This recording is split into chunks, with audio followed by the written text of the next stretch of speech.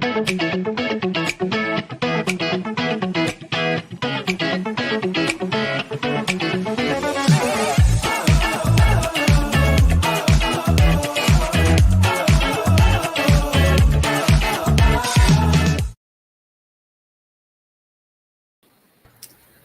morning, y'all. Music. I know, it's so fun.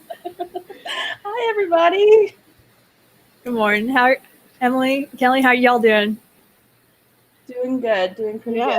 good. Rachel. Happy Friday. Yeah, happy Friday. Yay. Rachel, hello. Welcome back to So You're About to Graduate College. Yeah. Thanks for having me. So we have Rachel filling in for Dave today just because Dave wasn't able to make it, but we got our friendly face of Rachel back. Woohoo. But yeah, so that was a great little teaser video. And we have a huge announcement, as you can see here on the screen. Welcome to TETV. Yay! Some of you might have heard earlier in the week, but we are officially announcing it here on the So You're About to Graduate show that we are coming on to themed experience television and adding to this amazing network that we have been working so hard to launch this week. And we're just so excited for the future of this network. There's a lot of new things coming, a lot of new shows coming. Both Kelly and Rachel have awesome shows that they will be producing coming up in the new year. Definitely check out our website that is linked right here, Themed Experience TV, to kind of check out all of the new content that is going to be premiering in 2021, as well as towards the end of this year as well. We have an awesome newsletter that we are putting out every Monday, so be sure to sign up there on the website for the newsletter. And yeah, it's just going to be an awesome network, again, to just, promote new voices in the industry, learn more about the industry itself, and just have awesome conversations. And we hope that you all are ready to join us and excited for this new content. So yeah, we're very excited. Yay! Yay! Woo! TTV. We're also on all social networks as well. So follow us on Instagram, Twitter, Facebook, LinkedIn, as well as newsletter. Yeah, join us. Join us. One of us. Exactly. But anyway, yeah. So we have a great show today for So You're About to Graduate College. Kelly, do you want to tell us more about who we got here? Yeah, we have the wonderful Michelle Hicks and Andrew Porter from Firefly Creations. I am so excited. I love these two people. If we would, I'm going to ahead and bring them on.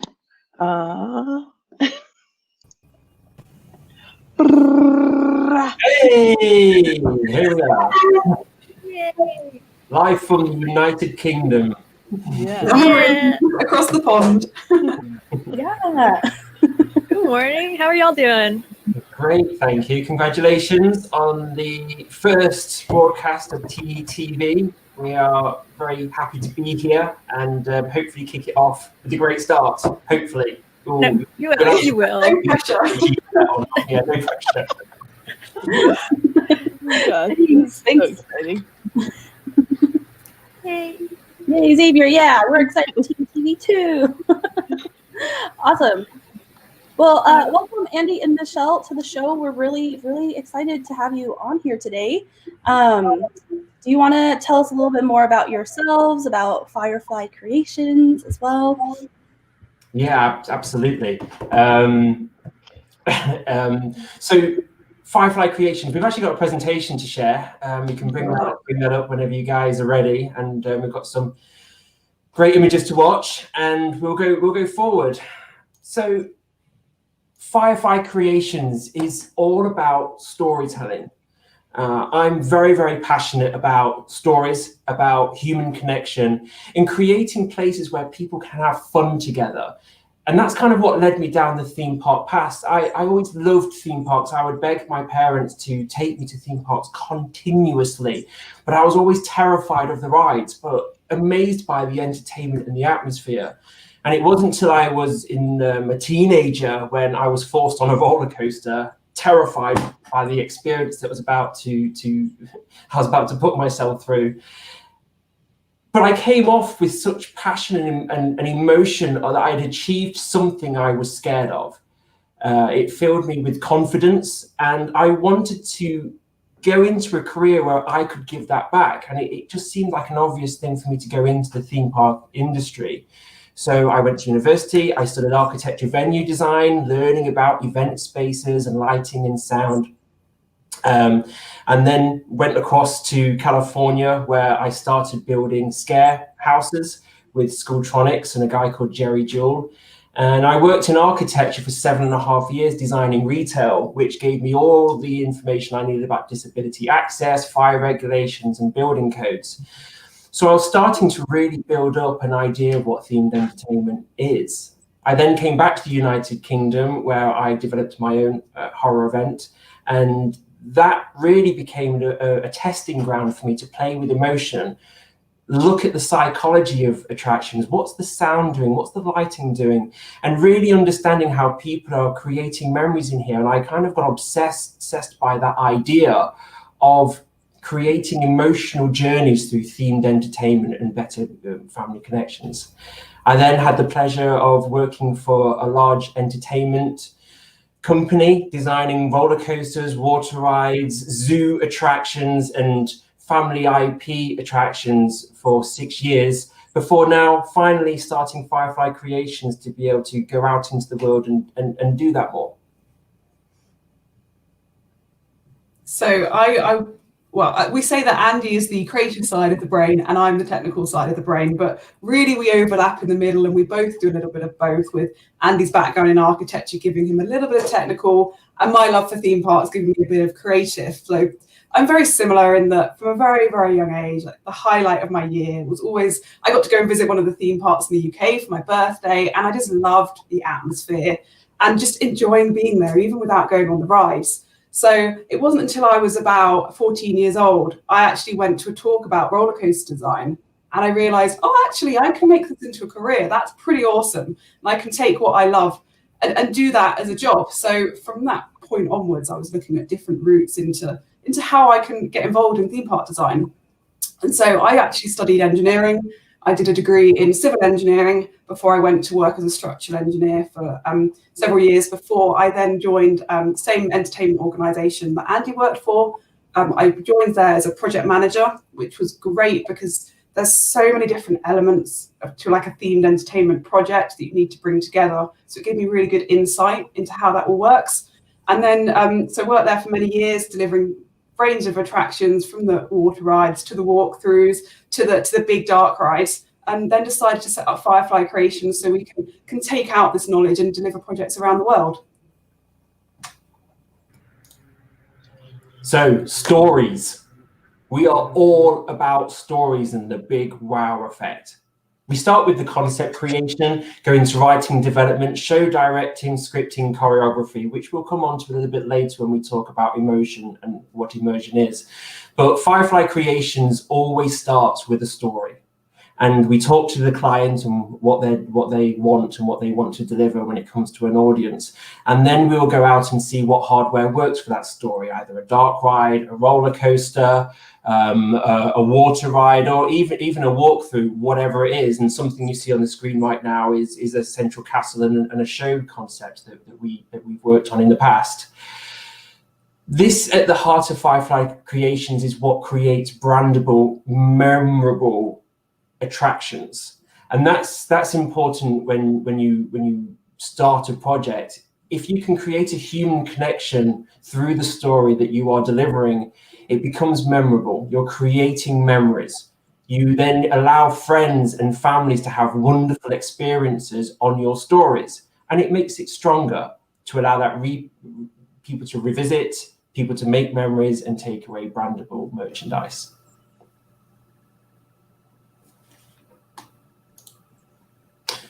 So everything that we talk about stories, what does that look like when we start something? This is a project that we've worked on. We can share now, thankfully, and with all you wonderful, beautiful people. And the whole idea about this in Firefly Creations was creating a world that feels like it's living, creating attractions that feel like they're not placed there as attractions, but they're part of the heart and soul of the area that they live in.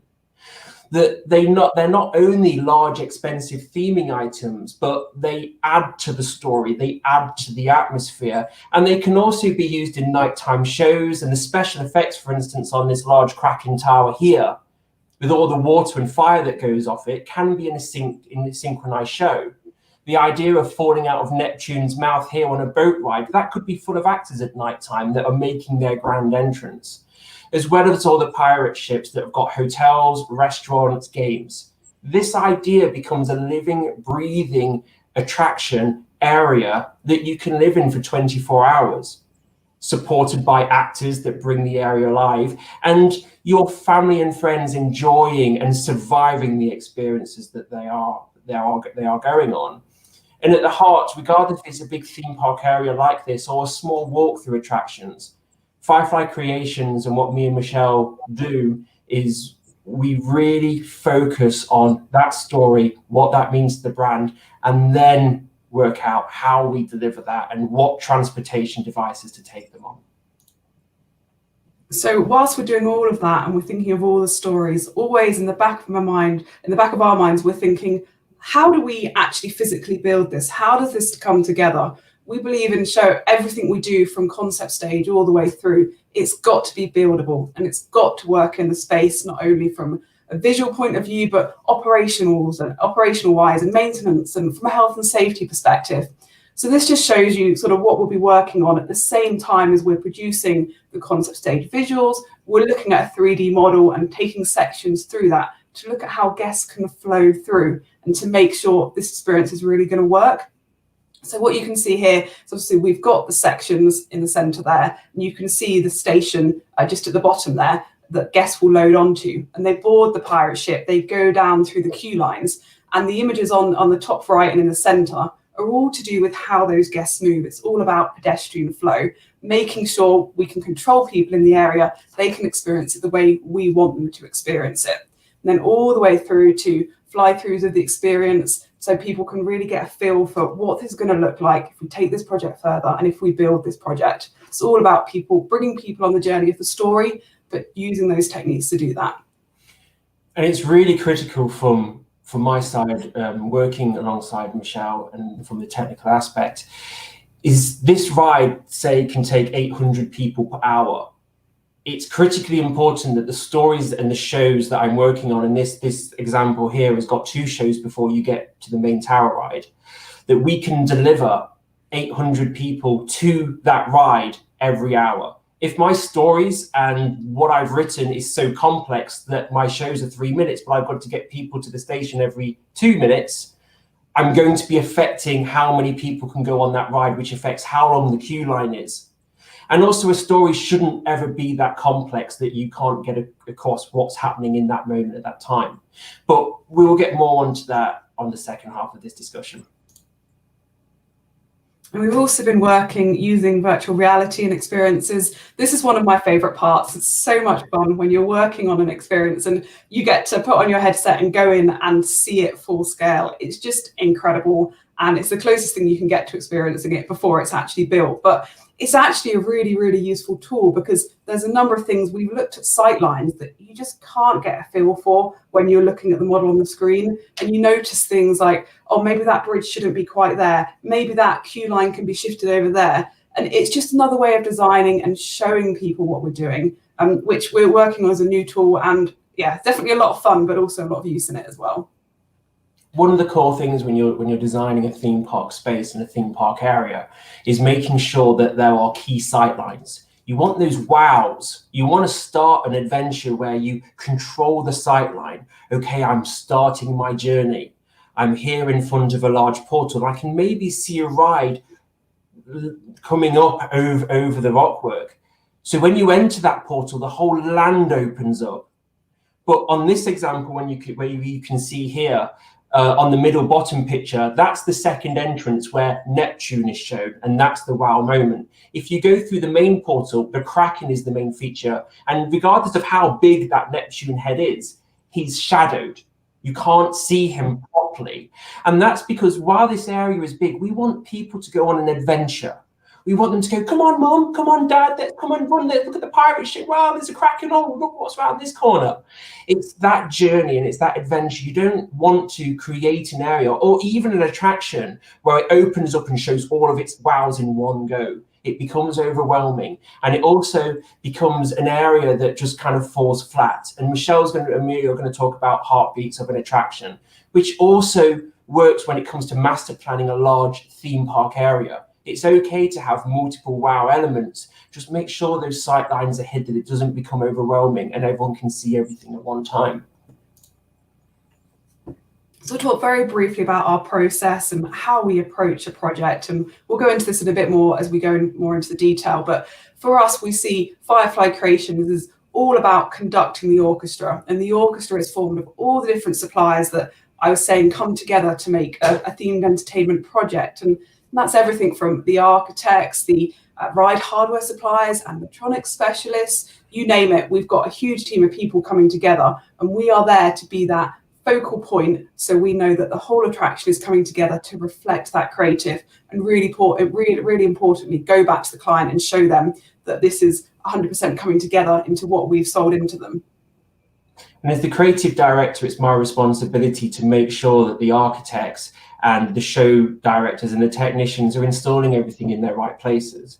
The reason we've chosen lights and special effects is because we need to make sure that they're going off at the right time. They're showing the right things in a show. And I know that sounds quite an obvious thing to say, but when you design a showroom, you should always be thinking the show starts at 000, and it may go on for 2 minutes, but how many times through that 2-minute process can I change the atmosphere? What can I do with audio, visual, sensory effects to make the room change? That, wow, I didn't see that when I first walked into the room, or that's a new part of the story that's open.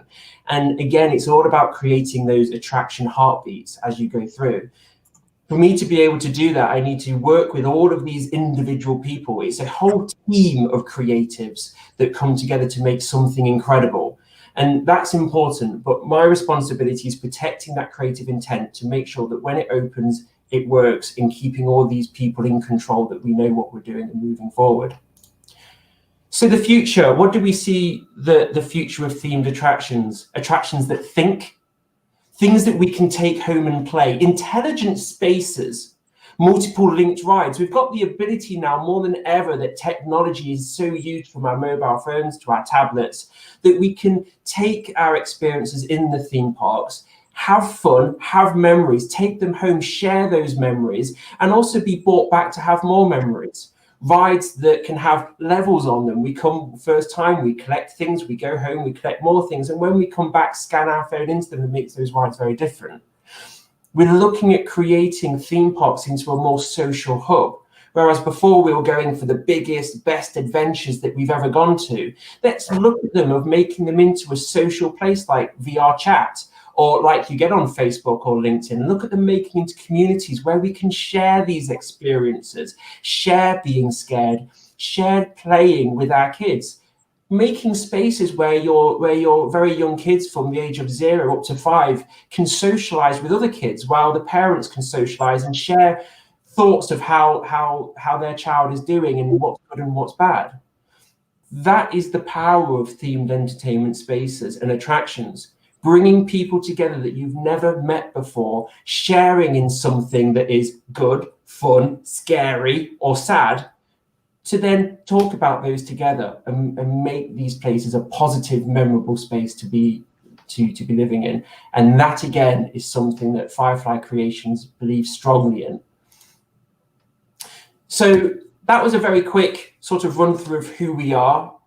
Really, we're all about storytelling. We're all about creating emotions, and we're all about those emotions of bringing families and friends closer together to make shareable, memorable attractions, be it a theme park, a roller coaster, dark ride, family walkthrough, or seasonal scare attraction. They're all treated in the same way, where story is the heart to drive experience.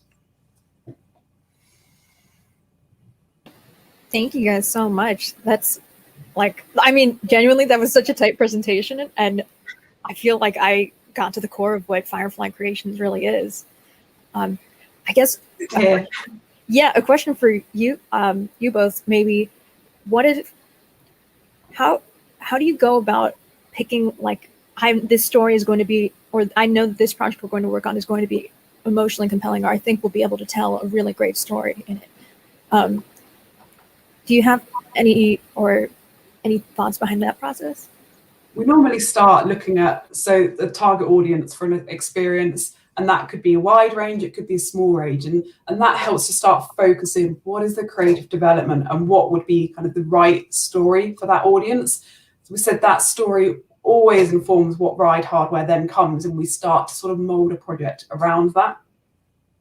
So one of the things that's really important is when you're working on a client brief, there's many different types of project. You can be designing a project because you think there's a need in the market, and you design that and take that out to operators or clients out there because they may be interested in it, but you're still focusing on those current trends that are in the market because people want to buy that.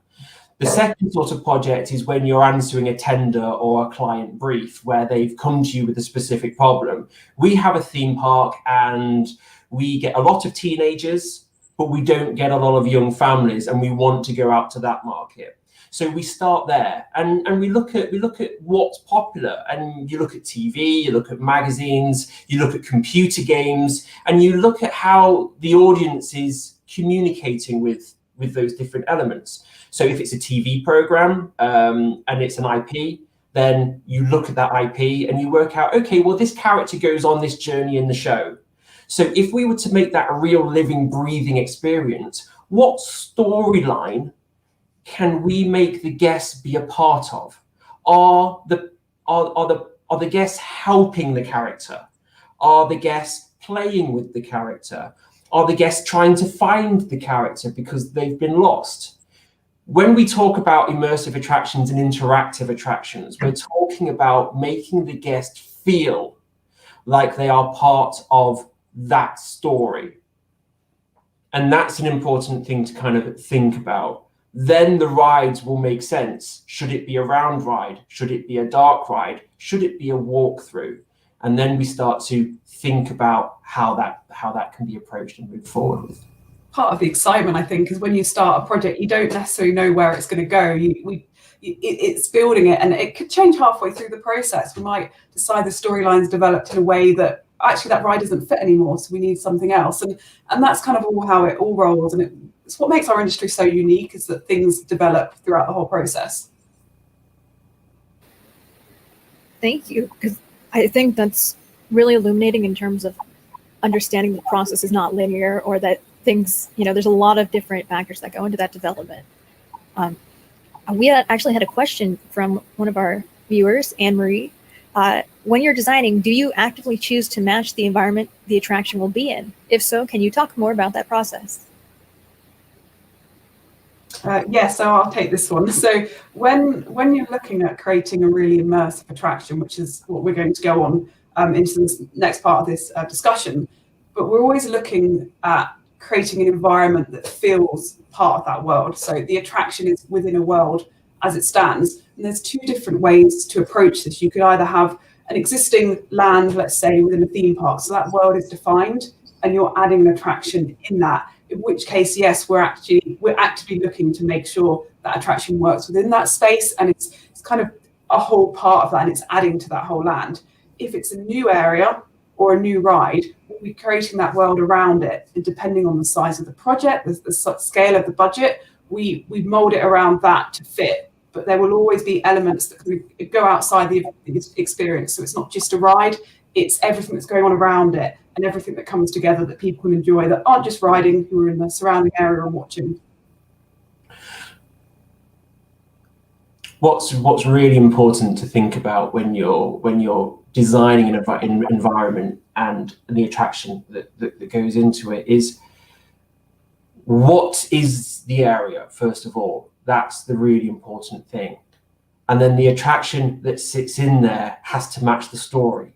So if we have a world based on weather, for instance, just kind of throwing something out of there, you could put a spinning mouse roller coaster in there because it's like a tornado and you're being kind of thrown around. You could have a vertical drop boat ride that creates a massive, huge splash to make it look like the stormy sea, then that can start to dictate what the theming is. So if you've got a big stormy sea, you've got these big dramatic rocks, you can hear seagulls, you can have a giant lighthouse that might be tipping over to the side and its lights spinning around. You can hear the foghorns, or the foghorn could be simply before the boat drops down into the water and creates that splash, like ah, then the rumble and the massive splash in the wave, and all of those guests that are crazy enough to stand inside the splash zone get wet. Those rides and experiences are chosen specifically because they match the theme. You wouldn't put a drop tower in there, for instance, that doesn't match a sort of weather idea. It just wouldn't fit, so you wouldn't do that. So thank you. And so when you're thinking about these different themes or elements, you're not just thinking about, when the people are on the ride, you're thinking about when people are experiencing it in the land, physically in the environment. What are they watching? What are they going to eat? What are they buying in the shops? It's all part of that experience. And the stronger you make that, the more kind of wholesome the experience comes. And that's when the idea of an attraction starts to spread out. Again, we don't want to talk about it too much because we're going to go on to that. But the idea is you start with an idea, and then that idea starts to grow. And it is really important that you're entertaining the people off the ride as much as you are entertaining the people on the ride.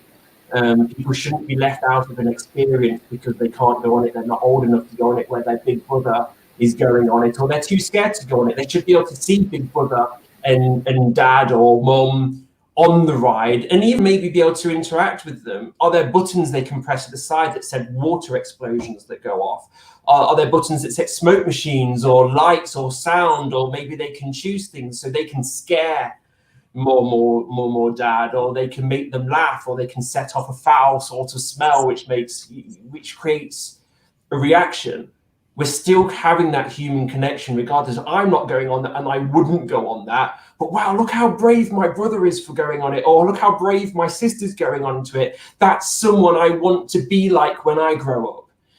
That is the power of themed entertainment, and that is the power of theme parks. And we should be not just thinking of these rides just sat on an open space that only the brave get to experience. We should be looking at it takes a narrative of that person's life. I remember personally when I saw a ride and I was terrified of it. The next time I go, I might still be terrified of it, but the third time I went on it. I then changed from watching this ride, hearing the music and being terrified of it, to conquering that fear and becoming off more confident. And that's important as we grow as human beings, that we can overcome our fears and overcome the things that are set out to try us. And that's how I can look at theme park experiences as well. We always say it's a sense of achievement, regardless if it's your first big roller coaster. And I remember going on mine, and the same thing, I was absolutely terrified, but I came off and been hooked ever since, And there are still rides that I go on and you think, I'm a little bit nervous about this, but that's part of the fun. And it's the same regardless of whether it's a big coaster or it's a thrill ride, or if it's a children's attraction as well. And we want to have those moments where it's a little bit scary and you have to hold your parent's hand, because that's what builds those memories, and that's how you overcome it together. And that's the thing that's really beautiful that we get to achieve in our industry that not many do, actually. I love that connection that you're talking about, of like just thinking about things that aren't necessarily thought of as interactive or group relay activities if you're not going on the ride, but having that component, I do think it adds so much richness to the experience, because you're always going to yell at your friend or your family when you see them, kind of thing, just no matter what the situation is. So I love that you're talking about that. Thank you, Reese. I guess now might be a good time to pass it to Emily and Kelly to talk a little more in depth about what sets these experiences apart. Yeah. Thanks, Rachel. Yeah, that was an amazing presentation, by the way, too. And we were talking in the side comments, like the fly-throughs are just so beautiful, and it's so effective in that way. And yeah, it's gorgeous. I kind of wanted to talk a little bit more about what we were just talking with Rachel of, you know, making sure that the experience is good for all audiences, whether you're riding the rides or just walking around the park, things like that. So just thinking about all the kinds of guests that themed entertainment spaces bring in, from, you know, our grandparents to small little kids. How do you really create those experiences in a holistic way, to make sure everyone is able to enjoy their time and in the time that they have at these theme parks or experiences?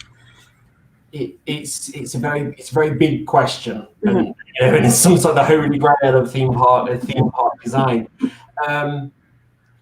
We try our very best when we design theme parks to be inclusive of everyone and everyone that's in it, understanding that some themes may be very scary for young children, or they may be not scary enough for their target audience, and it's getting that balance right for the client.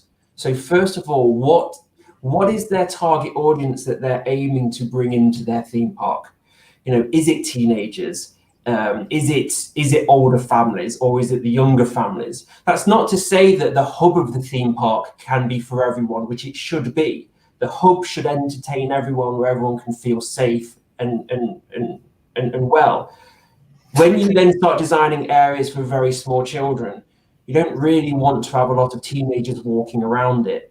It kind of makes the parents feel nervous. It makes the little kids feel nervous, and they should be able to have fun. So then when you look at designing an area that's a little bit more intense, shall we say, as long as those core themes are maintained, so you've got a big oppressive roller coaster, and it's got lots of fences around it with lots of flashing lights and smoke, and it's meant to feel a little bit like we shouldn't be here. As long as mum and dad can hold their hand and take those kids to a safe place and introduce them to this area that they're going into, to say everything's fine, everything's safe, look at all these people having fun on this roller coaster dropping, you can kind of start to create that safe space so that the kids go, wow, my mum's happy, my dad's happy, we're all having a good time, I feel comfortable. And the one thing I always said to Michelle when we started on our very first project working together, do not betray your audience. So what I mean by that is, if you are doing a kids ride, it is entirely okay to have a dark section in it. It is perfectly fine to do that. And as long as we've built up to that dark space, so we've had a light space first that goes dark, or a space that starts dark and goes light, we are teaching the children that when the lights are out, they will come back on. And we do that in a few rooms. We start to say, look, it's dark. Oh, I'm a bit scared. I'm not sure what's going on here. The lights come on. Oh, I feel comfortable. Wow, look at all this beautiful stuff I'm looking at. And the music is quite light too. And it smells quite nice as well. We go into the next room that could be a little bit dark and a little bit scary, or the lights go off. And, you know, the children could be going, oh, I'm not sure about this, but then the lights come back on. When we start to get into that attraction, we can keep the lights off for a longer period of time, because we're starting to get up to the wow point of the attraction where you're going to see or meet a key character. So the lights need to stay off, but there's still lots of stuff to look at. There's media, there's storyline, and in those dark spaces, it's quite light and quite light and airy. Then we look at the music balance of the violins, of the suspense, and then pop. Wow! And it's like, oh, look, there's the big scary monster, but he's not scary at all. Now, that's one way you do a kids attraction. What you should never do is go dark, dark, dark, strobe light monster with blood from his mouth. I would say, if you have like never betray the trust, and that if you take one scary thing, don't put too many in, because then you're just going to end up with lots of screaming kids, and no one wants that. So it's a balance between, you slowly add it in, slowly build it so that they feel like they've achieved something, and they can come off and say, wow, mummy, we saw that big monster and we survived. But if you go too far, you can't come back from that. So slowly build, and have different ranges of attractions, so that if teenage brother has gone on something, you might have fairly nearby an attraction that is suitable for a younger child. So this is where it comes into the master planning. so that if you've got a family which has got one younger child, one teen child, or one older child, the family can still enjoy that park together, even if at certain times they split to do different attractions. And I think that's something that's really important when you're looking at the overall sort of range of attractions within a park, bearing in mind your target audience. If you're going for that older audience, then not as key. But if you're going for families, you really need that range. You need a few very thrilling rides and a few that are very for young kids, but lots and lots in the middle. It's just getting the right balance across all the different targets. But I think what's important, coming back to that original idea that I was saying, is you don't betray your audience when you're doing a young kids ride, but it's important that the attraction still has an engaging heartbeat. And we're going to talk about that a little bit later, because we are not patronizing the teenagers and we're not patronizing the adults. We have now created a ride that's for a very young audience because they know the characters, they know what's going on. We've kept them safe. We've taught them that the attraction is safe and not going to scare them. But also it works for teenagers, it works for family. It is a dark ride that the whole family, even grandma and grandpa, can go on with the kids and enjoy, where they're not on going, oh my, what is this? Is very, very young and I feel awkward. They can enjoy it too. That is the importance when we talk about immersion. We have got an entire audience that are going along with it, and we take those ideas and principles and psychology and design theory that all goes into it, and we put that into the whole park and the lands. So we can create scary lands and scary roller coasters that are on edge, but we can also make it a fun, safe, friendly environment for teenagers, families, young kids to enjoy together, because we are not betraying those audiences. And it is very, very different between which audience we are talking about here and what the theme park is aiming to sell and what its core audience is. Yeah, and I really like how you said too, sorry, Kelly, but I like how you said, like, you don't want to patronize your audience either too, because even with these young kids, especially these new generations as well, like, they're not just consuming, oh man, I don't even have a reference, but like Roly Poly Oly all day. That's what I used to watch as a kid. But they're consuming like really big ideas these days. So you don't want to, put them into a box of doing just, these kiddie rides. Like they can enjoy these other larger ideas too. So I really like how you said that. And it's important as well, even when you look at the little kiddie rides that parents can go on with their kids, add an interactive like a water gun onto it. Add some sort of sound, add some sort of engagement where you're encouraging play through the parents. One of the hardest things to do is when you have a parent that feels uncomfortable because they're in a public setting of making a fool of themselves.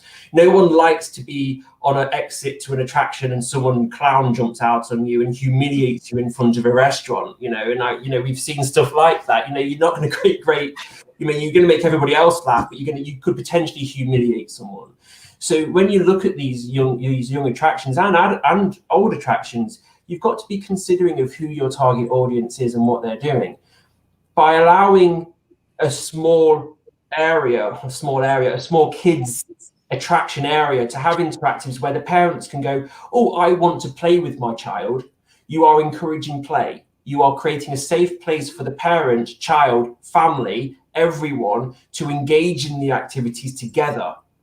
That creates strong emotional bonds between the parents, between the children. So when the parents and children leave after their day at the theme park, they're taking away something with it. It was worth our investment of our time, of our money, and bringing our child here for a positive experience that it was worth us doing, because we've become closer as a family.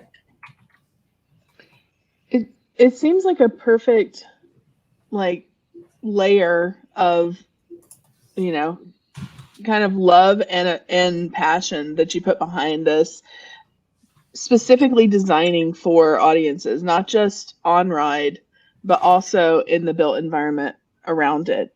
Can you kind of talk to how that comes together, like all the ingredients into one beautiful cake? Absolutely. What do you say that? Presentation. Yeah, we've got another presentation. We'll kind of go through in a bit more detail about exactly how we approach it and kind of take all the pieces of that massive cake that is a themed entertainment project and split it down into the different ingredients to make something that's tangible, that we can create into something real. So we'll go into that now. Ooh. Okay.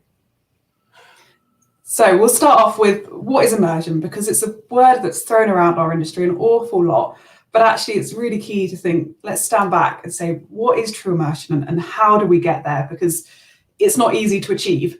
And for us, true immersion is when you get to the point that a guest is so engaged in that experience that for all intents and purposes, they believe that they're there, that the experience they're enjoying is real and it's every much as part of their life as anything else they experience.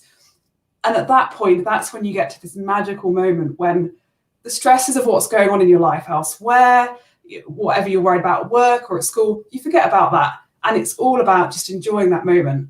And that's what true immersion is. And that's what, as theme park designers, we absolutely live for and we're always striving to get to.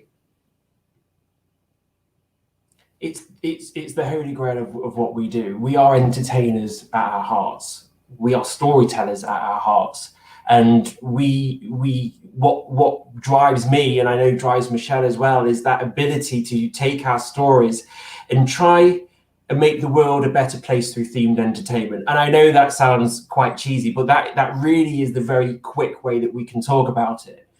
Immersion is the ability to take somebody, put them into a new environment and influence their lives either through inspiration, confidence building, the ability to make memories with their families and friends. So when the world does get a little bit darker, you can think back to that time that we were at a place, we did something together, a family, and wasn't that great.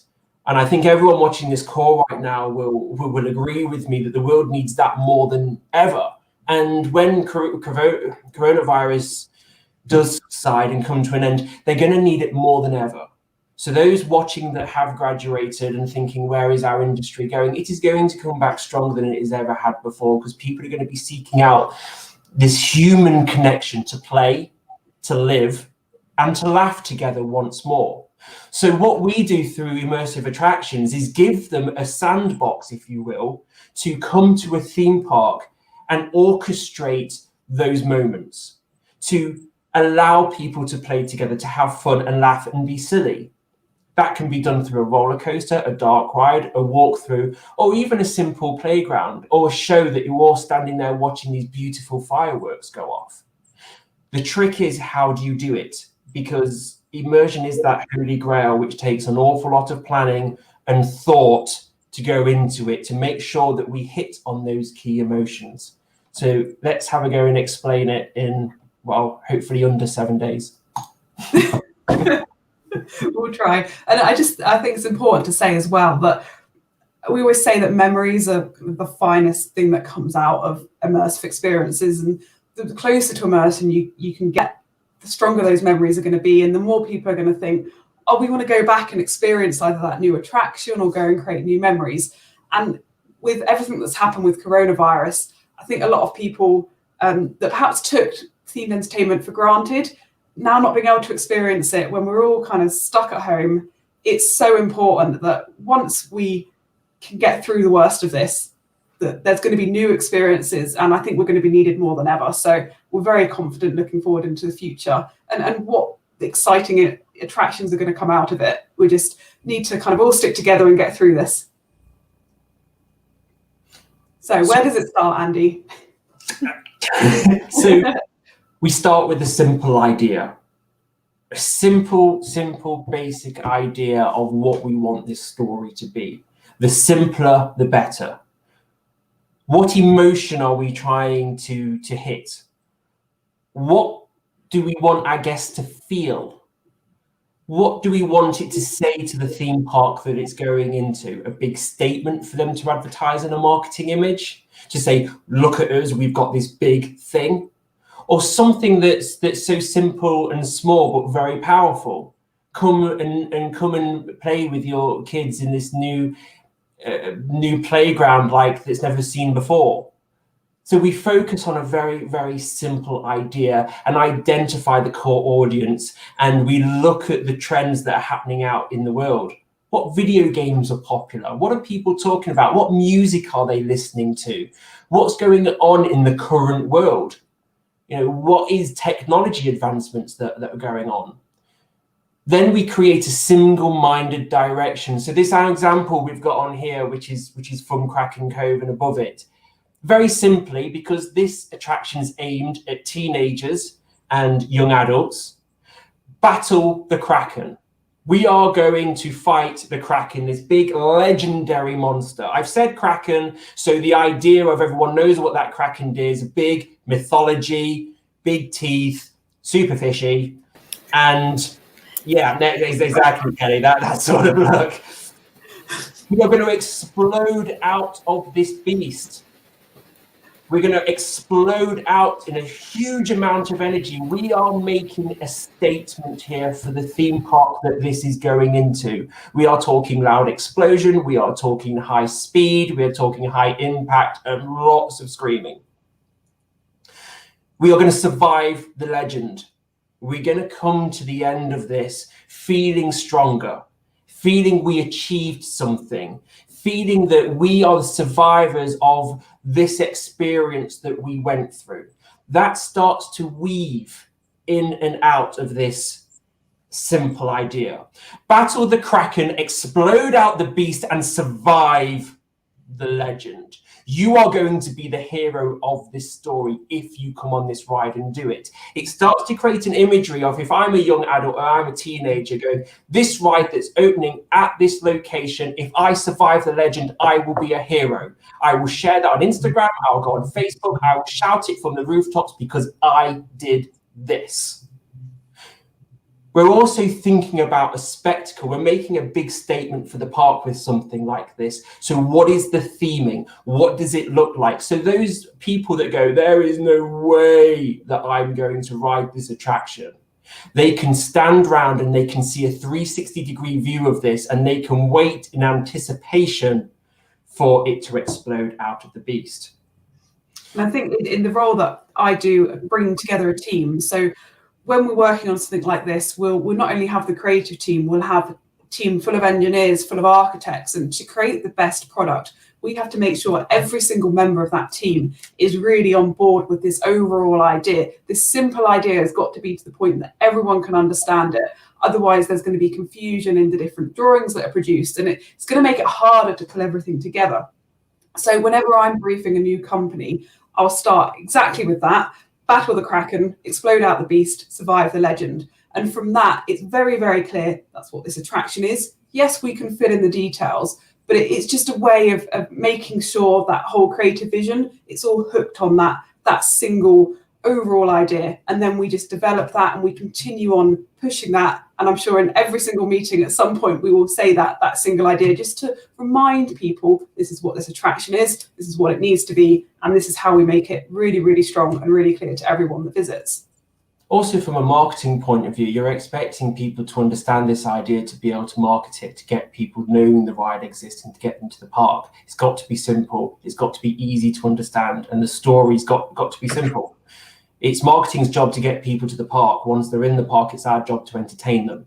So when they do start to entertain and look at the story, you can expand on the characters that may exist in this story. Who's the captain of the ship? What are the pirates that live in this area? What pets do they have? What does it sound like? What does it look like? What does it smell like? How do we, as guests, end up in this situation where we're exploding out of this Kraken's mouth? That's important from a story point of view, but it's important because of that guest journey, which leads me on to talk about emotions. Emotions are tricky things to get right because everybody is so different. We have all been brought up in different circumstance. We have all had different childhoods. We've all got different memories of the people who have influenced us, what music we've listened to, where we've grown up in the world, where we've developed as people. So when you talk about the word emotion, what's emotionally important to one person is very different to another person. So you start with the basics. We are here to create memories. We are here to look at relatable situations. Now, what relatable situation would we ever end up where we're inside the giant beast of a kraken? We're here to share an experience, and we're here to overcome obstacles. This ride that we are showing here is all about people overcoming an obstacle. Either that's the fear of falling, it's either the fear of heights, or it's a fear of, well, a kraken, really. So that memory that we are creating starts when people join the queue line. What does it sound like? What does it look like? What are we going on? How are we showing the ride to people when they go, I can't believe we're going to do on this, for their dad to say, come on, we'll go on it, or the mum to go, you know, we can do this together, we can overcome this as a family. Then they go into the queue line, and then we start to tell the story of this big sea beast that's attacking Kraken Cove. And the captain's asked us to get down to the deck. We get down to the deck, and then the beast takes a mighty chunk out of the hold. We thought we're gone for. We don't think there's any way of escaping this big beast. But we hatch a plan. Apparently, the Kraken has eaten the mast, and the mast is still sticking up out of its big toothy jaw. So what we will do is we will strap ourselves to the crow's nest. The captain will light the fuse on the gunpowder and rum, and we will explode with an almighty bang, surrounded by water and lighting, to get to the top, to then have the lashings fail on the crow's nest as our guests tilt forward, facing the tooth beast head on, facing the legend, and plummet back into its mouth. We are creating moments of memories of survival and making a stronger bond that we did this together. We went on this epic adventure as a family, as a group of friends. We heard the guns shooting, we smelt the gunpowder, and we saw everything that was coming together to get us to this situation. And that's important when you're creating an immersive attraction. No one starts a journey in the middle of something. We look at emotions as well as we spoke about the heartbeat and not flatlining. That's really key, because if your attraction is super, super intense from the moment you enter the queue all the way through to the ride, you're just going to be bombarded with sound and noise and movement, and you're not going to be able to build those highs and lows. So we talk about peaks and troughs for an attraction. And taking the Kraken as an example, as you come in, the ship's fairly quiet, but you can hear the ship creaking. You can see maybe the Kraken's tentacles moving around. We're just building that atmosphere. We're building a suspenseful moment. And that is probably one of the lows of the experience. Low doesn't mean a negative, but it means that emotionally, okay, your heartbeat's lower, you can build this. So then as we go in and we go into a pre-show and you get this huge Kraken jaw taking a bite out of the ship, and there's fire effects, and there's everything's loud and things are moving around you, and now the animatronics are going off. That's a high intensity moment before we then let it calm down a little bit, before we board the ride. Again, you're in this kind of dark, slimy, atmospheric area. We're in a low. Then you shoot out the top, which obviously is a high intensity. And that way you're just playing on those emotions to create an experience that just doesn't flatline and is going to be really, really exciting from start to finish. And it allows you to extend out that experience as well. So it's not just a 90-second roller coaster or a 60-second ride. You can build the queue line, pre-shows, post-shows, gift shops, you name it, build that into the experience as well. And that's how we start to create those worlds we're talking about, where it's not just about a single attraction, it's about everything you see and feel all around you. And we use a number of different senses, which we'll get onto and go through. I think, Andy, on the next slide. Yes, before we get to the next slide and we talk about how that design is put together and how we think about that, we've spoken about this example that we've got on the screen, but what we haven't spoken about is a child's attraction or a family attraction. We're not talking about that here, and those emotions are very, very different. When you're talking about a child attraction, you are creating moments of wonder. We are creating moments of joy, and more importantly, we are creating moments of play. We are giving the opportunity for parents and children to play together. Whereas an older audience, you want to put them through something. You want to make them experience something on a higher emotional level. Now, that doesn't mean that adults and teenagers don't want to play. We can create very specific attractions for them, which are more older, where they can play. When we start to go into that family market, we have that blurry line between, I've got a 6-year-old, 10-year-old that wants to go on this attraction. I've also got a 13-year-old or a 15-year-old that wants to come on a family day out with their younger brother and younger sister. And then we've got mum and dad that's orchestrating that day. That's when you end up having attractions where you are focusing on experience, overcoming with confidence, as well as play in a childlike manner. You've got to remember that all of us at heart are children, really. We all love to kind of play. Sometimes it just takes a little bit more to make people comfortable that they are allowed to play. And that's the power you have at theme parks. So emotions, and when you design them into your rides, have to be relatable, and you have to focus on things that are so simple. Are we going down joy? Are we going down survival? Are we going down fear? Are we going like childlike play? You need to choose one of those emotions and then bring that into your simple idea. Because if you start to betray that simple idea, you will start to lose the audience that you are designing for. You cannot have childlike play alongside terrifying fear. They're two opposites, and your attraction is not complex enough to deal with that. We only have about 3 or 4 minutes to tell people what they're doing, where they're going, and why they're doing it. It's not like an epic movie where we get 2 hours. Well, I don't know. Maybe I can make an attraction that does that. Feels like I could. So using all the senses, this is really key. And the more of the senses you can build in, the closer you're going to get to that immersion. So obviously we've got sight. What's going on around us theming wise? Are we going to use animatronics? Is it going to be static? Is it going to be moving? Hearing is really, really important. And audio is so key. Whether it's conscious or subconscious, it can really drive those emotions. And for me, if I'm missing a theme park, particularly in current times because I can't travel, I always go straight to the music and I put it on and just imagine being there, because it really helps drive those memories. Likewise with smell as well.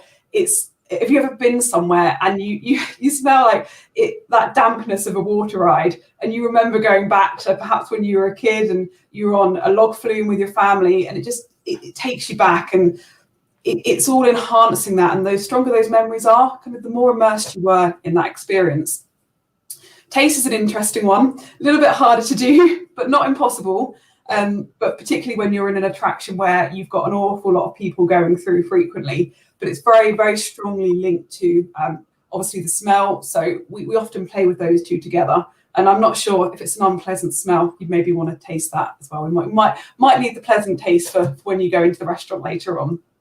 But really bringing these all together and using those with those peaks and troughs of experiences I spoke about, it brings you further into the experience, and it makes it more believable. So you get closer to that thinking this can be real, even though, okay, in the back of your mind somewhere you might know I'm for a day out at a theme park. Even if it's just for a few seconds, we can transport you to a world where you forget that's that holy grail we've been talking about.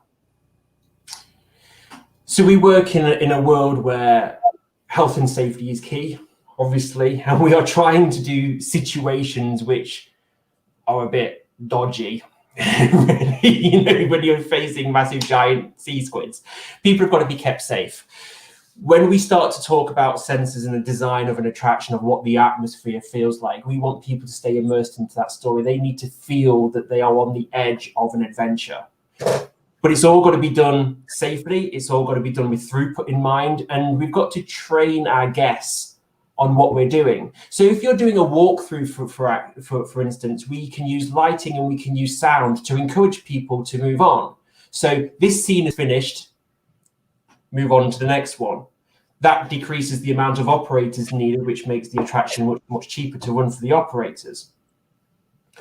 we look at the environment that they're in. So in here, we're in a boat, and we would not start the boat like this. It would look like you're in the hold. You can hear the creaking of the Kraken. That floor might be emotion based, where it's going left and it's going right, and it's going left and it's going right, and we can hear the cracking and the waves bouncing against the walls. We might go into that room and it might just start going dun dun dun dun dun dun. Dun, dun. We're building up suspense at this point. You know, we've got a 2-minute show here. Let's take our time, let it breathe. You know, dun dun, and then a clack, bang, crash, wave hit the side of the boat. Bolt of lightning goes off.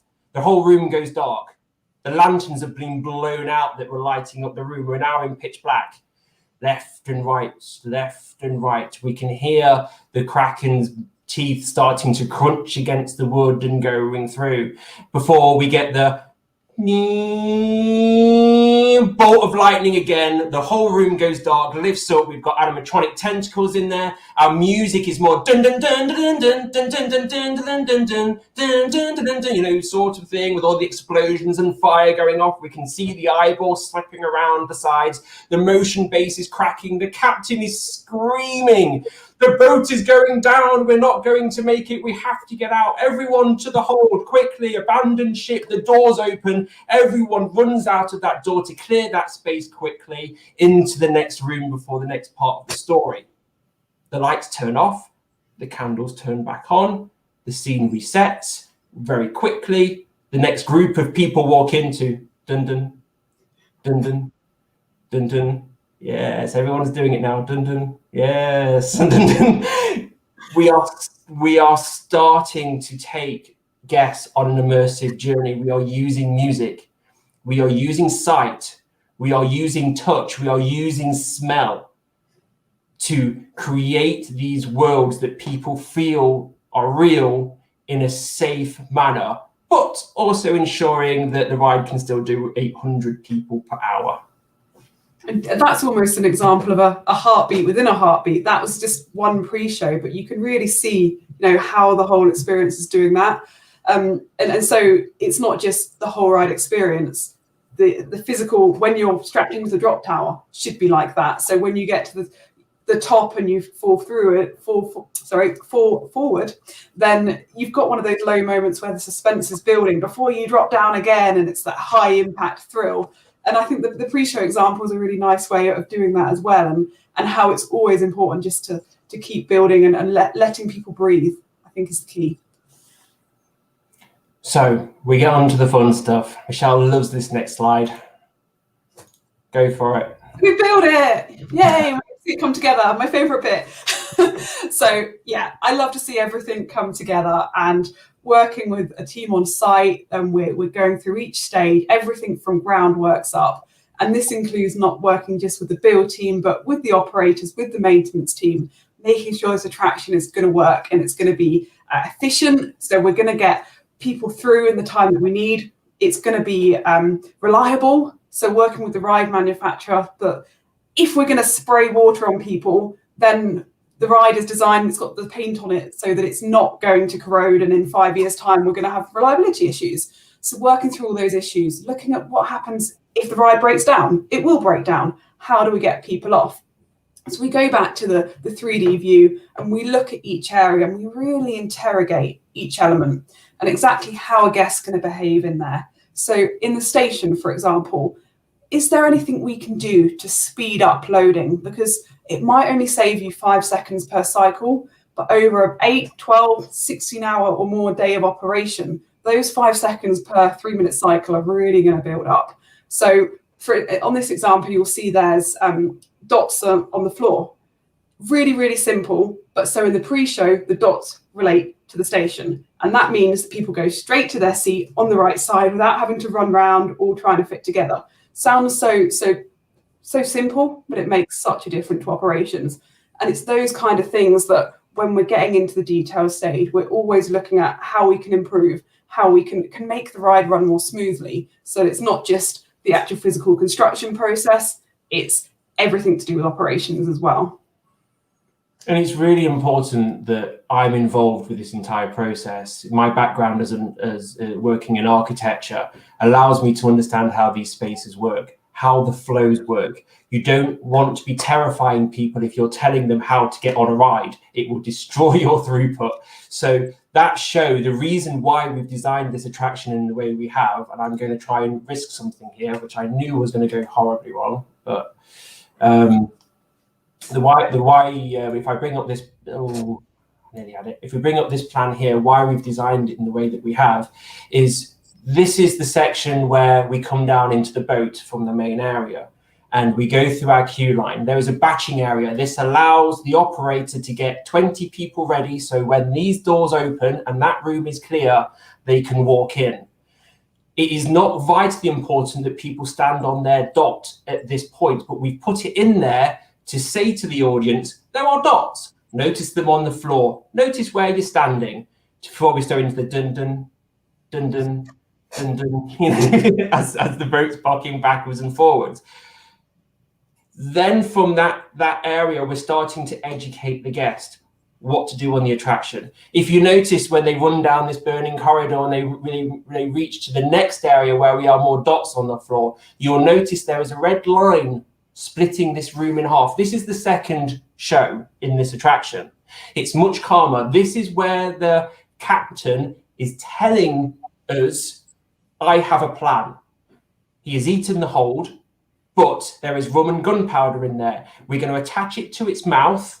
You're going to lash yourselves to the mast and we're going to explode out of it. We are now split these people into groups of 10. 10 this side, 10 that side. So when these doors open, they walk round to the green and go on, and they walk round to the blue and get on. So instead of trying to find 20 people a space, we have now split it down to 10. Now, when it comes to humans that are excited, they will do weird things. This will not work perfectly, but it helps. It really does help. So when we are planning this, if this attraction cycle is every 2 minutes, this show in here needs to be 1 minute 30. It probably means that this show here has to be a minute. The way I tell the story and the way I design these rooms has to always be thinking, I need to get 20 people to that drop tower every 2 minutes. So my pre-shows and the work that goes into them has to be able to do that. So the story does have to be simple. Go back to that simple idea. We are fighting the Kraken, we are surviving it, and we are exploding out of it. We don't have to have a massive backstory of who the captain is, why he is, who his wife is, and who his 6 kids are. And it's a very simple idea that we are going into this thing. The sets have to reset quickly in order to be able to keep that throughput. So working with the architects and spacers, making sure people can flow through this. I know how big the rooms need to be. I can do the set design. I can talk to the lighting people. I can talk to the special effects people. It all starts to come together to make something that is an immersive experience, because the moment you enter this queue line, you are under the surface of the captain to fight the Kraken. That is the whole point of it. That is the whole idea of this idea, coming from a very simple idea for teenagers to delivery.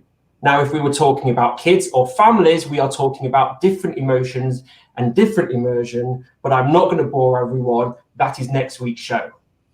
And one more thing to add on delivery, which I think is really, really important.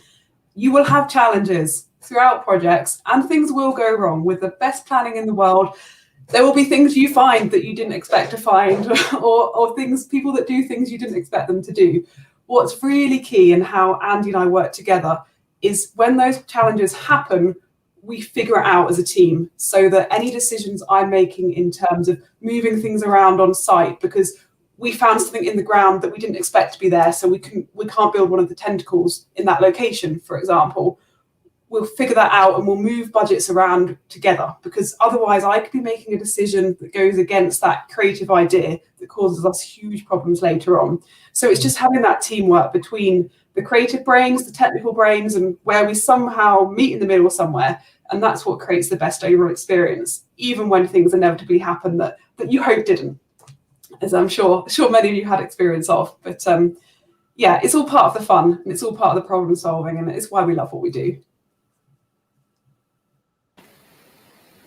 Thank you. That was so illuminating, and also just so the way in which you guys talk about this is so tangible and makes it so immediate and real.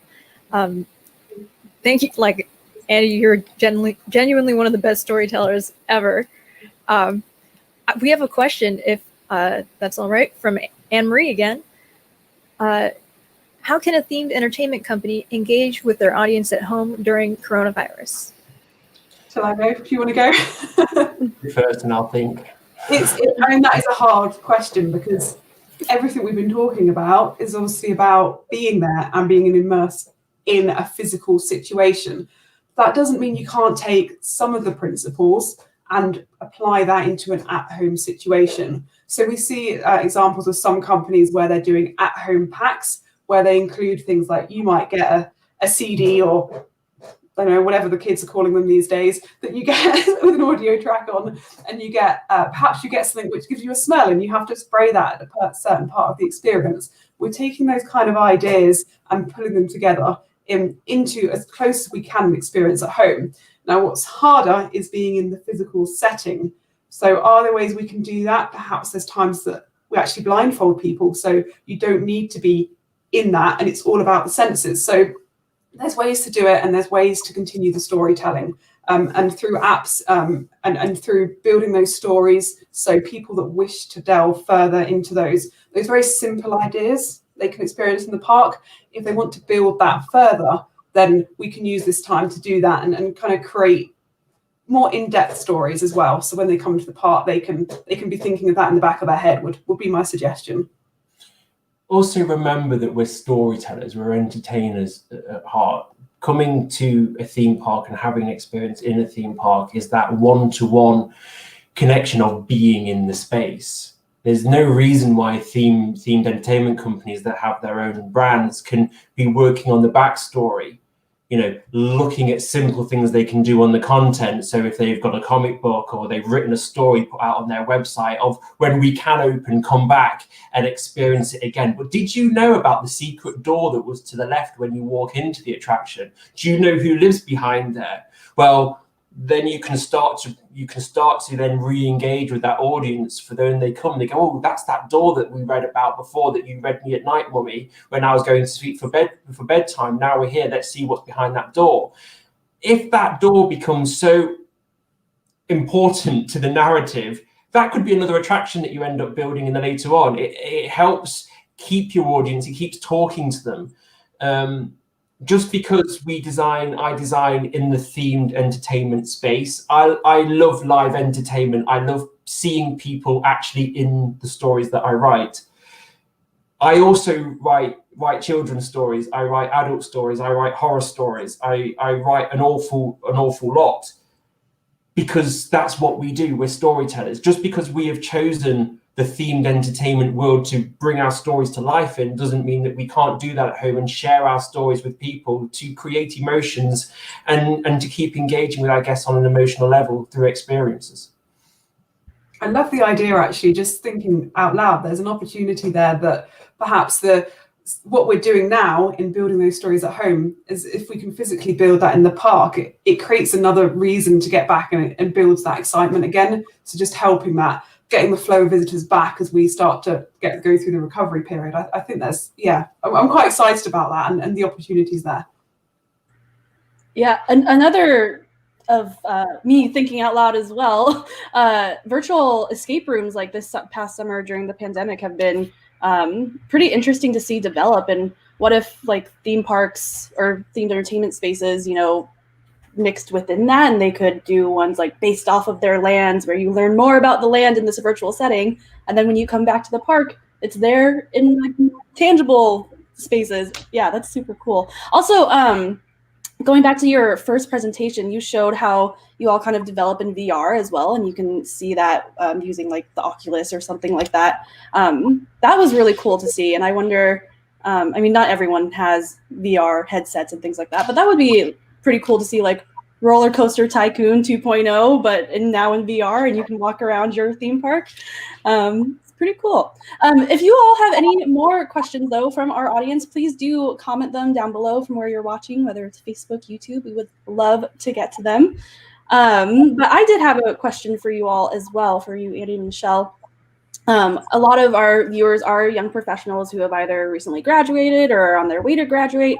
And I know we talked about it earlier that the themed entertainment world is going to bounce back. We are very optimistic about it, but just with the reality of the world right now, we do have to find, various ways to keep ourselves busy and things like that. And I love that the both of you started Firefly Creations at the height of this pandemic. And I think that's really awesome. I don't know, can you talk a little bit more about that choice and how you've navigated that through here? Because I know there are a few folks who are interested in either going freelance or thinking about how to, sustain themselves outside of those large corporations. Yeah, it's an interesting world we live in right now, that's for sure. We didn't plan to start Firefly in the middle of a pandemic. It just it kind of happened. So we're dealing with it as we go through. That said, we've actually found, the industry as a whole. It's been great to reach out to a lot of people. We've had we've been able to make so many connections because we haven't been able to go to the likes of the trade shows and not been able to go to IAPA.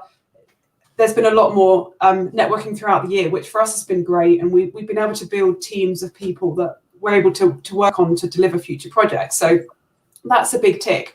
I think also for people looking to come in the industry now, there are opportunities out there, but there's also a lot of other projects going on. You can work on a voluntary basis to build your experience, build portfolio pieces, and that's a great way to learn more about the industry so that when things do pick up and the jobs do come back, which I'm certain they will, you can hone your skills and be more confident when you go into those jobs. And I think that, as from a career point of view, whilst it may mean taking a step back for however long it may be for the coming months, it can really set you in good stead moving forward. So take this opportunity to learn from the people that perhaps have more downtime at the moment than they would normally, and use that to your advantage. I think when it comes to the time that we're living at the moment, yes, we didn't want to start a company up in a pandemic. What we love the most is themed entertainment and that sort of human connection. It was a long journey for me to start in this career field. I don't mind being open with it, but I've got learning difficulties. It makes me very creative, and I'm very proud to have that as a badge of honor.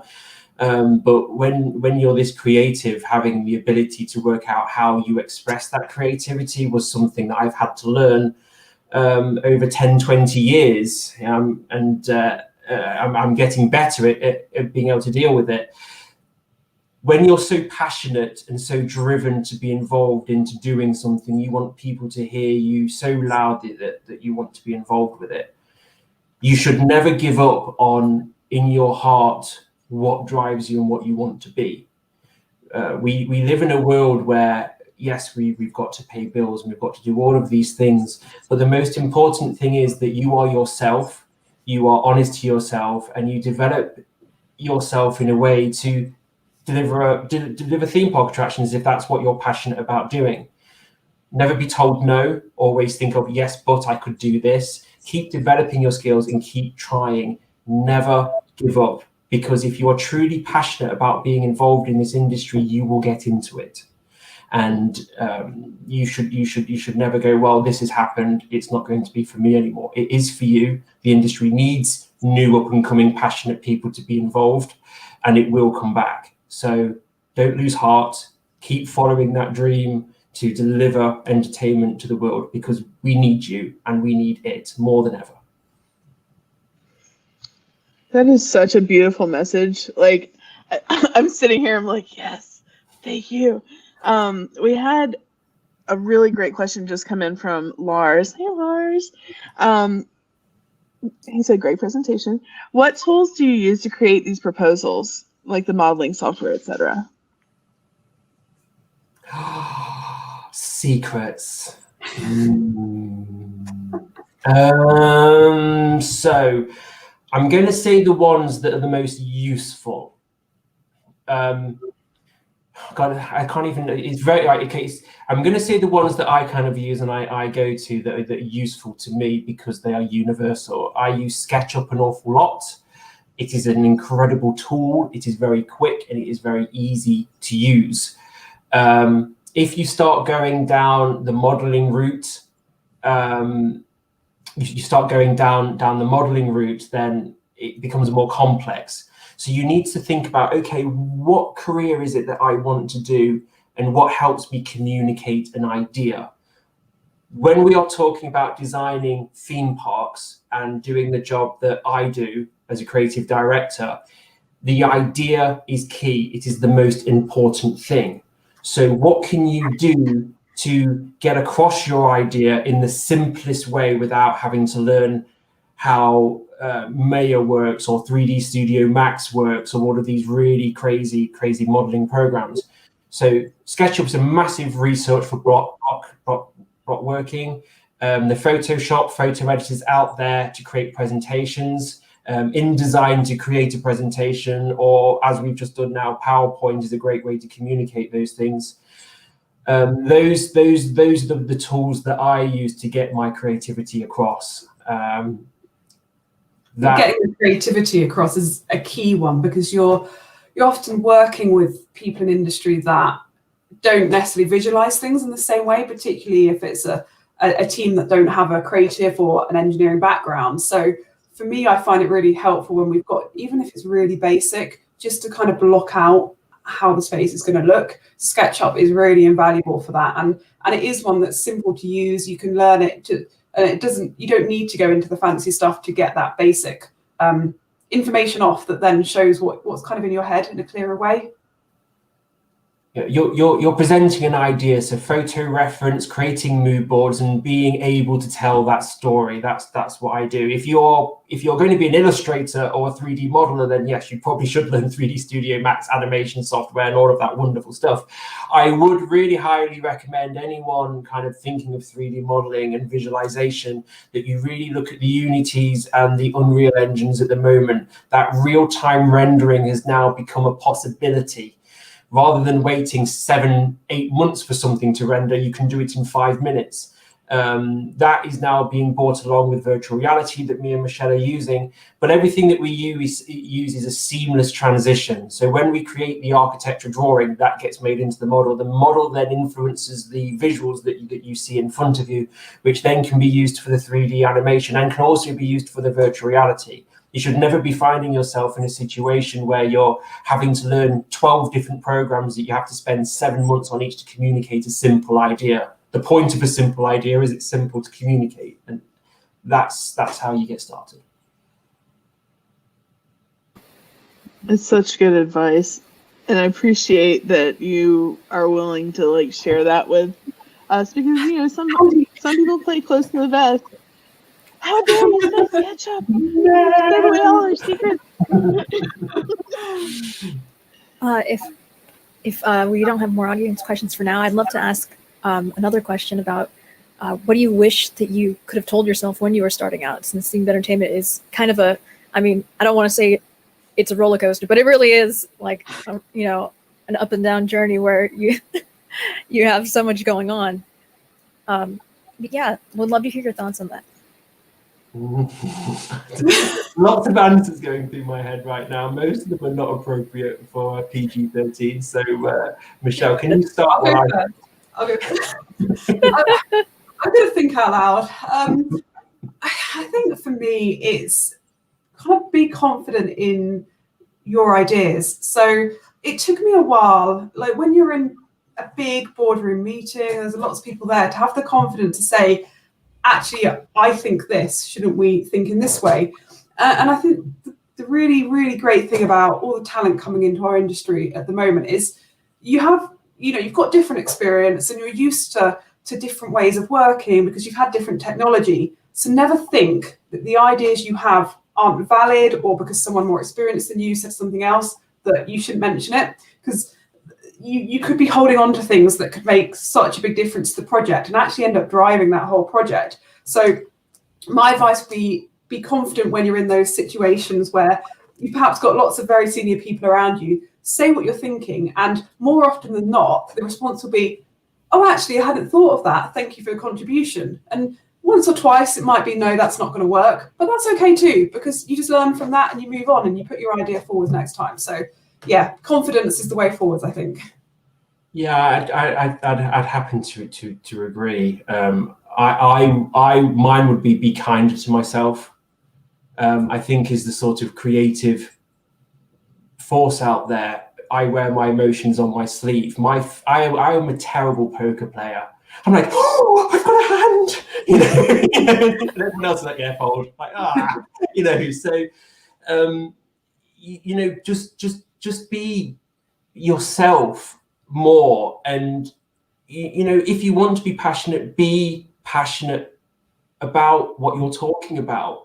You're the storyteller at the end of the day. That's what you do. We work in a themed entertainment world. It's okay when you're doing a presentation to get excited about it. If you're not excited about it, how can you expect anyone to buy it if you're going, and the guests are going to be having fun on this ride, it's going to spin, some may feel a bit queasy, oh, I've gone a bit royal, instead of going, this ride is going to be great, it's going to be fun, people are going to be screaming and having so much fun, there's going to be water coming from everywhere as this ghost comes out with its gelatinous arms and starts, spinning round in circles.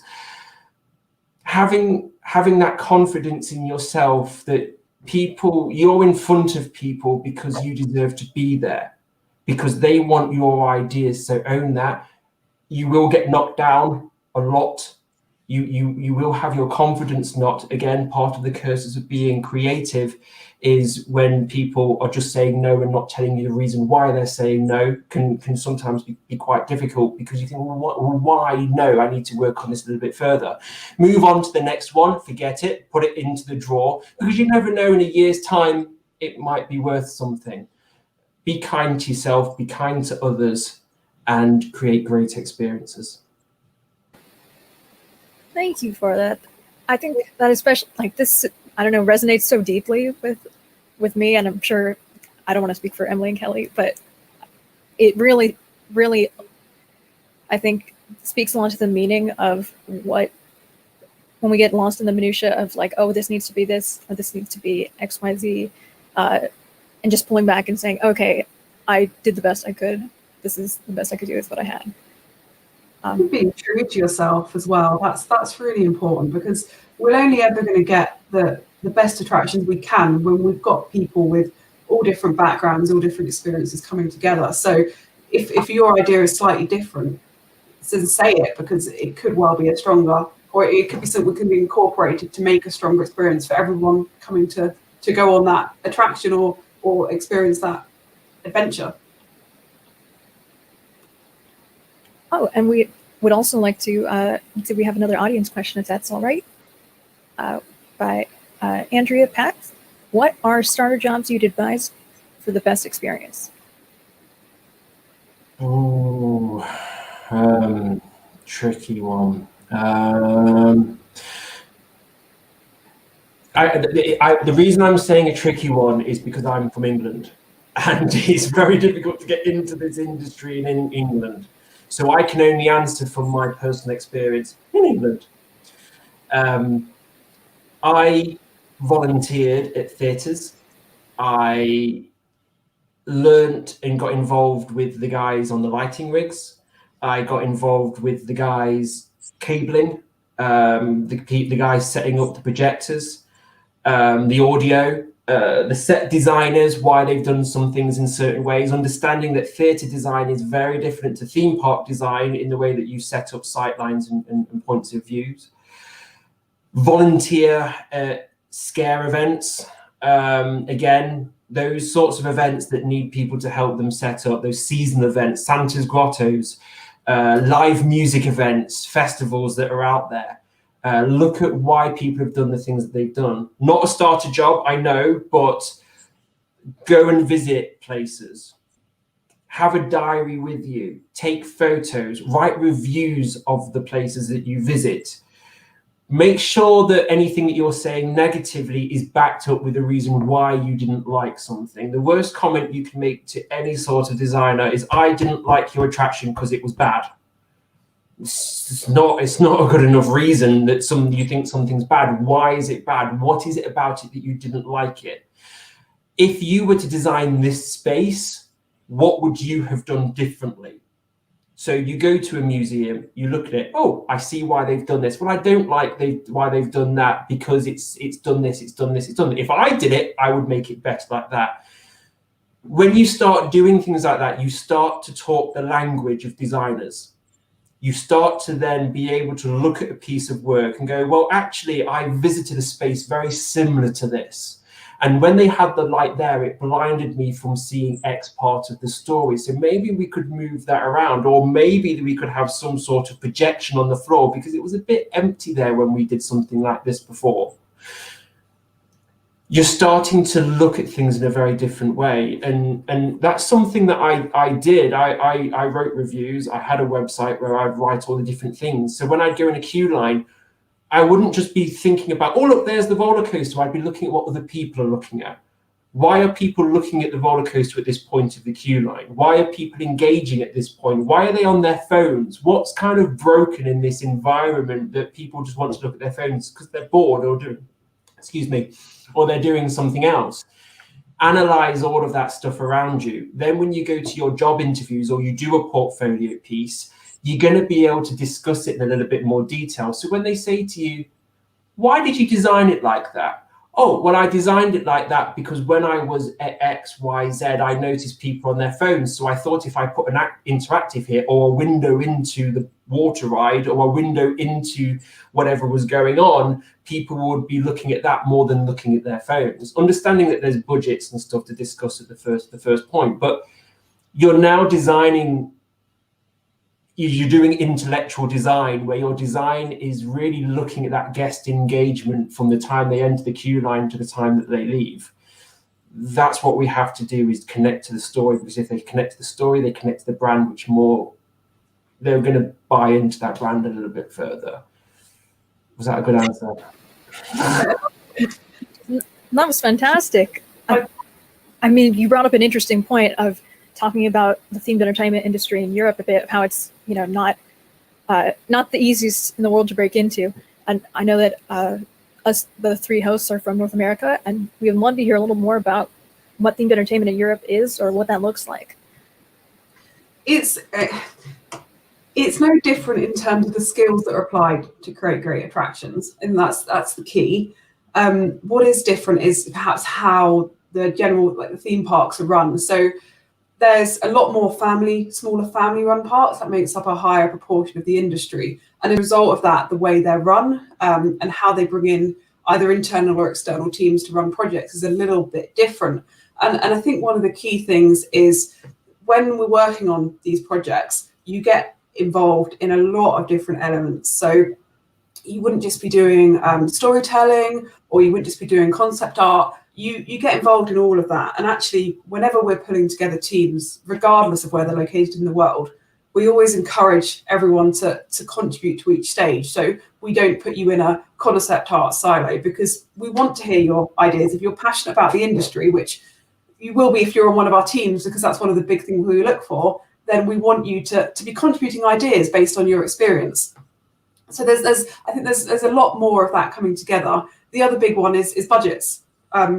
Whilst we can have projects that have, or I would say the big budgets, they're not multi hundreds of millions of pounds budgets. So we have to think about how we can add value to experiences. So how do we take an attraction that would be off the shelf and make that into something that's really unique and special without spending huge amounts of money? So it's about making the decisions where the value adds the most, I think, and how we get that across. So, and that's where, working with Andy, we really need to sit down and we will go through the budgets line by line to make sure that every decision we're making is actually adding to the experience. And if it's not, we'll take that out and we'll put it in somewhere else where it's going to add more value. And I quickly want to pick up on something that Michelle said there that was really important. Certainly when you work in smaller design teams, I want the illustrator to have an input in the storyline. I want them to fall in love with the idea of what it is. I want the writer to fall in love with the illustrator. That's really odd, to fall in love with what the illustrator is doing, and then what the illustrator and the story writer falls in love with the story. I want the architect, who's never done this before, to fall in love with the idea. with the illustrators, and this is really getting weird, and with the writers. The point is, if we bring someone that does water, I want them to be in love with it as much as that. I want the set designers, the set painters, I want everyone to come together and have a say in what this creative idea is. Because if everyone jumps on board and is passionate about the story and the experience that we are delivering, as long as it is controlled by myself, there's the creative direction to make sure the creative intent is held, you will get an attraction that no one's ever seen before, because it is made from love of everyone who was involved within it, because everybody has a voice. As long as they're willing to jump on board and have that voice. If they're there to be putting roadblocks up, or well, I just do this. This is all I do. I just create the 3D model. I just do this. You're not getting involved with the actual idea of what this attraction is going to be. And it's really important that you get involved. And I feel comfortable about saying, well, I don't think that color works there. I'm making the 3D model, and because you've used that color, the way that we've got the lighting that's been designed, it's not going to show out as much as it could do. We are creating 360-degree environments. They're very, very, very challenging to do when you've got someone who's drawing a picture, and then you've got a lighting guy, because the lighting guy is never going to be able to match your drawing or your image that you do. So we all have to work together, and I want to hear everybody's voices, as long as they're willing to come on that journey and not fight or push back or cause problems to the project.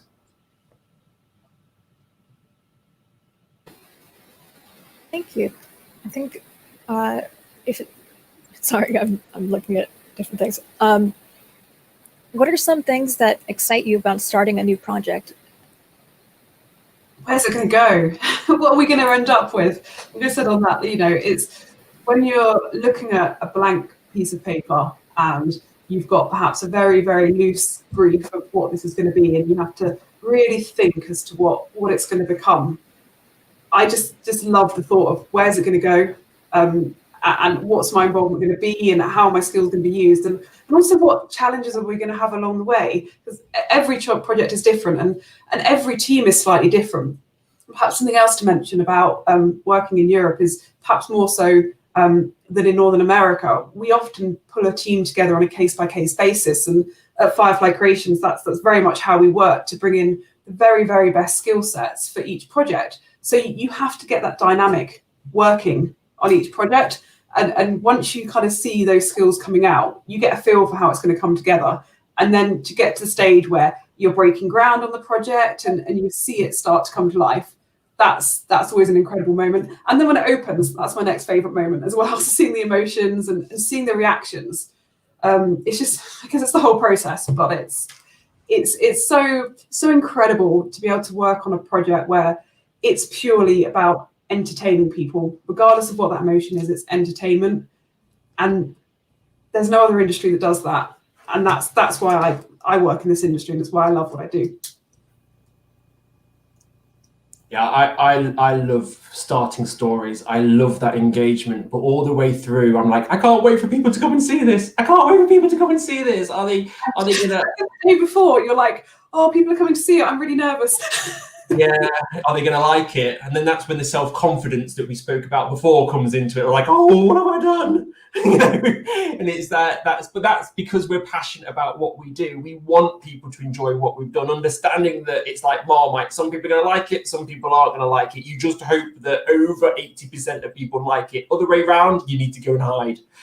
You know, we've kind of done those projects, but the coming up with the blue sky ideas, building that team, playing with ideas, building a team of people that are equally as excited about it as we are, bringing in new people that add a new ideas to it. Oh God, kids are going to love this, parents are going to love this. We're going to create such great family moments together, to the point where we're going to the architecture and fighting over the budgets of going, well, we can't afford everything that we've done, so we need to go back to that single idea.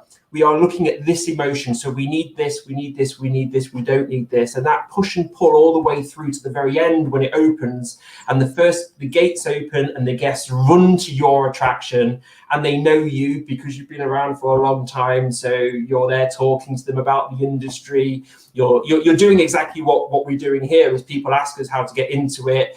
And just that moment of them going, you know, I really enjoyed it, but I thought you could have done better here. Or I loved it. I can't think of anything wrong with it. Or I didn't like it because you kind of did this, you did this wrong.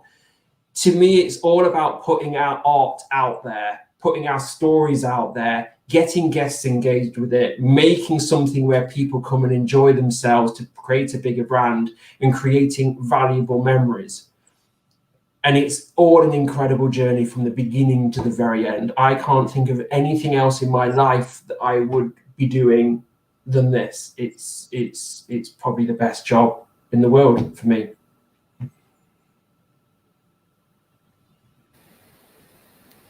Thank you for saying, like, I just feel like I'm learning so much about your passion for this for the industry, and it makes me more excited about it, even though like we were already really interested in it. I'm like, yeah, I want to be on this hype train. This is really good. Sort of shooting off of that advice for other people. We have a question from Lars about advice for European or perhaps parting words of wisdom for all of our audience members looking to enter themed entertainment. My words would be, never be afraid to show your passion, because that is what's going to make you shine in this industry. And take any opportunity you can, whether that's working in a theme park for a summer, or whether it's going to work at a design studio or work in a theatre. It doesn't necessarily have to be theme park related, but always think about how is that experience going to help you develop your skills to get you closer to that industry. And it is hard. It's hard to get into the industry in the UK, but as Andy says, if you keep persevering and you keep looking for those opportunities and you keep showing your passion, you will find a way, and people will notice you and help you on that journey. So please feel free to reach out, and we'll do all we can to help you, and just keep going, because we need people that love our industry so much and are going to help us develop the next generation of attractions. So yeah, it's exciting to know that you want to enter the industry, and hopefully we can help you. Yes, don't be afraid to be who you are.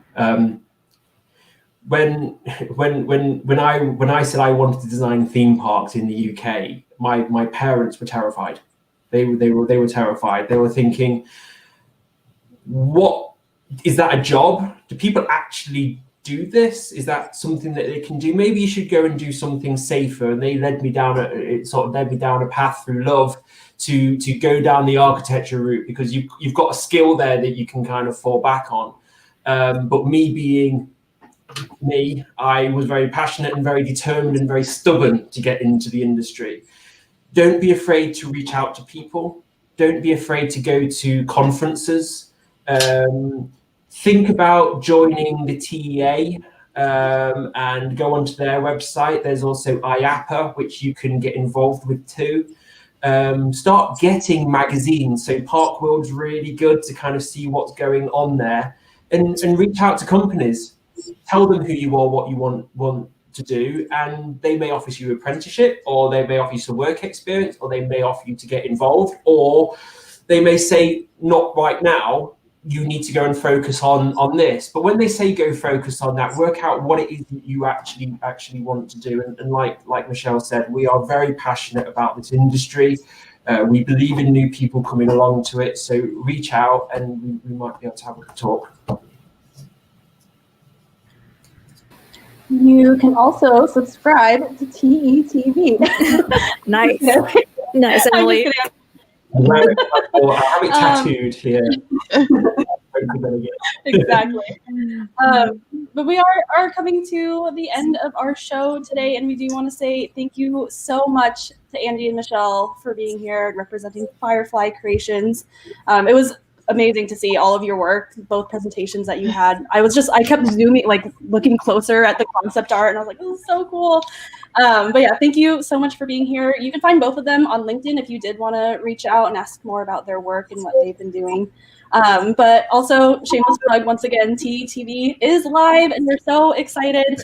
Please do subscribe if you're interested. Head to our website and sign up for our newsletter, because we have a lot of awesome shows coming in the new year, and we are so excited to share them with you. But again, thank you so much, Andy and Michelle, for being here. It was awesome, and we want to continue to talk to you because you're both just great storytellers and you've done amazing work. So thank you. Yeah.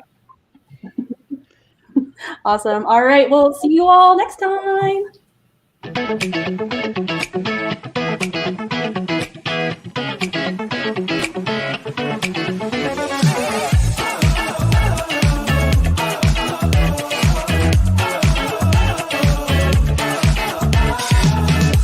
Hey everybody, I'm Patrick Lang. And I'm Andy Garfield, and welcome to TETV, Themed Experience Television. We're building off the success of our already popular shows, and we're launching an entire network. We have 10,000 downloads and several shows in the work for 2021. And here's a sneak peek of those shows and the people that are making them. Hey y'all, my name is Kelly Bailey. I'm a graphic designer. I'm a host for So You're About to Graduate College. I'm also a producer for Unsung Heroes, coming soon on TETV. Can't wait to see y'all over there. Hey everyone, my name is Kyle Branch. I'm a graphic designer currently based in Los Angeles, and I will be the producer for So You're About to Graduate College. It's a great show that's been online for a bit now, but now it's going to be part of TETV, and I'm so excited for y'all to continue to tune in and see all the great stuff that's in store. Hello, I'm CJ Gold, a mechanical engineer and project manager located in Los Angeles, California. I'm so excited to be producing the untitled themed entertainment design show every week on TETV. Stay tuned for the exciting shows we have in store for you. Oh, didn't see you there. My name is Anna Krause, and I am a storyteller, creative copywriter, and escape room wizard, if I do say so myself. I am so stoked to be producing the new Cynthia and Wendy show, coming soon to TETV. There is so much excitement in store, so don't touch that dial. Hi everyone, my name is Emily Lee, and I am so excited to get started at TETV. I will be producing the Harriet Bee's Daughters show, as well as working with marketing strategy for the team, and I cannot wait to show you what we have in store. Hey, it's Andy and Patrick again. We're the hosts of the Untitled Themed Entertainment Design Show right here on TETV. Come check us out every Monday night, covering the latest in themed entertainment and all sorts of fun topics. Hi, I'm Summer Martin, and when I am not hard at work, I like to enjoy binge watching television shows such as The Office. Speaking of television shows, here at TETV, we are creating some amazing work we're so excited to share with you. So stay tuned. I'm Melody Matheny, founder of Slice Creative Network. I'm very excited about hosting a new TV show on TETV, which is going to highlight all of the amazing, creative, freelance talent we have in the theme park industry. I hope you'll join us. Hi, I'm Rachel Nakamura. I'm a product manager and producer from Los Angeles, California, and I'm excited to be producing Slice Creative Network's upcoming TETV show. Looking forward to showcasing talented freelancers. I'm Cynthia Sharp, and I'm super excited to be co-hosting a new show on Themed Experience TV with Wendy Hyman Nunes, where we will talk with a rotating slate of amazing guest speakers about the winding paths that their careers have taken and have not taken, and the challenges that they've faced and continue to face, all with an attitude of support, candor, and rigorous honesty. I hope you'll join us. Hi, I'm Cynthia Vergon, creative writer, translator, and voiceover artist. I'm so excited to be hosting Unsung Heroes, coming soon to TETV. Make the world a better place. Go hug a hero. Hey everyone, I'm Chris Wilrich, your friendly neighbourhood AV guy. Come join us for our show Unsung Heroes, coming soon to TETV. Get your masks and capes ready. Man, what a bunch of great shows and even better people. I'm so excited to share with the world what we've been working on in the last few months. Me too, Andy. You know what, folks? We need your help. Go ahead and like us on Facebook, follow us on Twitter, sign up for our newsletter, and don't forget to subscribe to us on YouTube. And we'll see you in 2021. Stay tuned.